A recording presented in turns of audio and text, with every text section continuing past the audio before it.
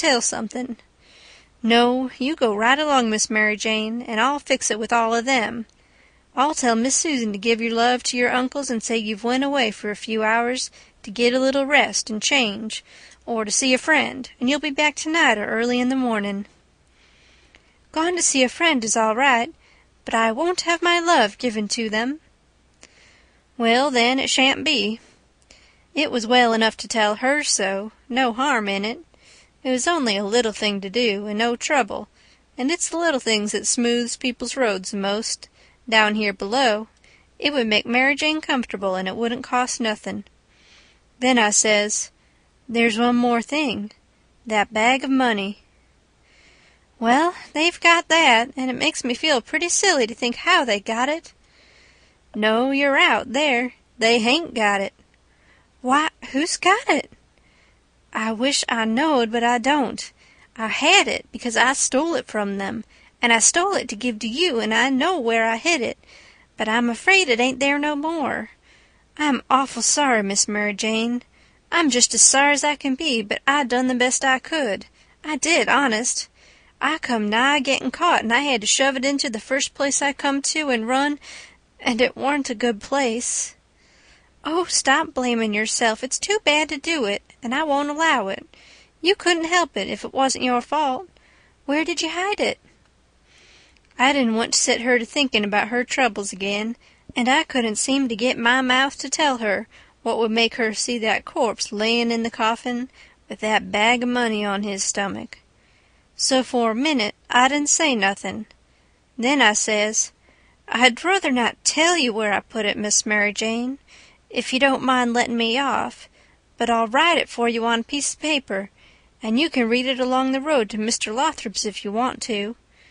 Do you reckon that'll do? Oh, yes. So I wrote, I put it in the coffin. I was in there when you was crying there away in the night. I was behind the door, and I was mighty sorry for you, Miss Mary Jane. It made my eyes water a little to remember her crying there all by herself in the night, and them devils layin' there right under her own roof, shaming her and robbing her, and when I folded it up and give it to her, I see the water come into her eyes too, and she shook me by the hand hard, and says, Good-bye. I'm going to do everything just as you've told me, and if I don't ever see you again, I shan't ever forget you, and I'll think of you a many a time, and I'll pray for you, too. And she was gone. Pray for me? I reckoned if she knowed me, she'd take a job that was more nearer her size. I bet she done it just the same. She was just that kind. She had the grit to pray for Judas if she took the notion. There warn't no back down to her, I judge. You may say what you want to, but in my opinion, she had more sand in her than any girl I ever see. In my opinion, she was just full of sand. It sounds like flattery, but it ain't no flattery. And when it comes to beauty, and goodness too, she lays over them all. I hain't ever seen her since that time that I see her go out of that door. No, I hain't ever seen her since. But I reckon I've thought of her a many a million times, and of her saying she would pray for me. And if ever I'd 'a' thought it would do any good for me to pray for her, blamed if I wouldn't 'a' done it or bust. Well, Mary Jane, she lit out the back way, I reckon, because nobody see her go. When I struck Susan in the hare-lip, I says, What's the name of them people over on the other side of the river that you-all goes to see sometimes? They says, There's several, but the Proctors mainly. That's the name, I says. I most forgot it. Well, Miss Mary Jane, she told me to tell you she's gone over there in a dreadful hurry. One of them's sick. Which one? I don't know, leastways I kinder forget, but I think it's... Sakes alive, I hope it ain't Hanner. I'm sorry to say it, I says, but Hanner's the very one. My goodness! And she's so well only last week. Is she took bad? It ain't no name for it. They set up with her all night, Miss Mary Jane said, and they don't think she'll last many hours. Only think of that! Now! What's the matter with her?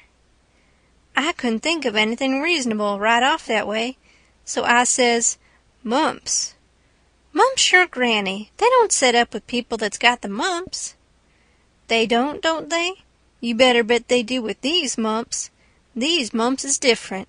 It's a new kind," Miss Mary Jane said. "How's it a new kind?" "Because it's mixed up with other things." "What other things?" "Well, measles and whooping cough and erysipelas and consumption and yaller janders and brain fever and I don't know what all." "My land! And they call it the mumps?" "That's what Miss Mary Jane said." "Well, what in the nation do they call it the mumps for?" "Why, because it is the mumps. That's what it starts with." "Well, there ain't no sense in it. A body might stump his toe and take poison and fall down the well and break his neck and bust his brains out, and somebody come along and ask what killed him, and some numbskull up and say, 'Why, he stumped his toe.' Would there be any sense in that? No. And there ain't no sense in this, nuther. Is it ketchin'?" "Is it ketchin'? Why, how you talk! Is a harrow ketchin' in the dark? If you don't hitch onto one tooth, you're bound to on another, ain't you? And you can't get away with that tooth without fetching the whole harrow along, can you? Well, these kind of mumps is a kind of a harrow, as you may say, and it ain't no slouch of a harrow, nuther. You come to get it hitched on good." "Well, it's awful, I think," said the harelip. "I'll go to Uncle Harvey, Aunt." "Oh, yes," I says. "I would. Of course I would. I wouldn't lose no time." "Well, why wouldn't you?" "Just look at 'em a minute and maybe you can see. Hain't your uncles obleeged to get along home to England as fast as they can? And do you reckon they'd be mean enough to go off and leave you to go all that journey by yourselves? You know they'll wait for you. So fur, so good. Your Uncle Harvey's a preacher, ain't he? Very well, then.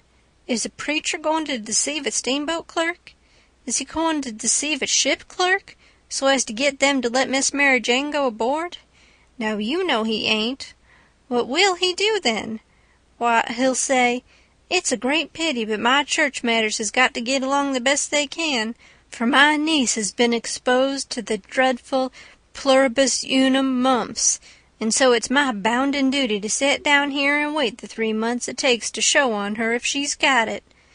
But never mind, if you think it's best to tell your Uncle Harvey—" "Shucks, and stay fooling around here when we could all be having a good time in England, whilst we was waiting to find out whether Mary Jane's got it or not? Why, you talk like a muggins." "Well, anyway, maybe you'd better tell some of the neighbors." "Listen at that, now. You do beat all for natural stupidness. Can't you see that they'd go and tell?